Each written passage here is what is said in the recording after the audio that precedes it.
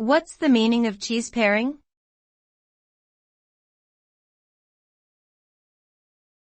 Cheese pairing.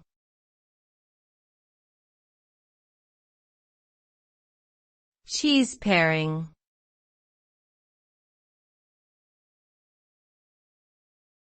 Cheese pairing.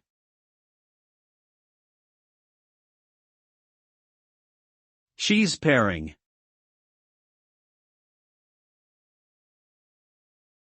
Cheese pairing is an idiomatic expression often used to describe a person or organization that is extremely frugal or stingy with money.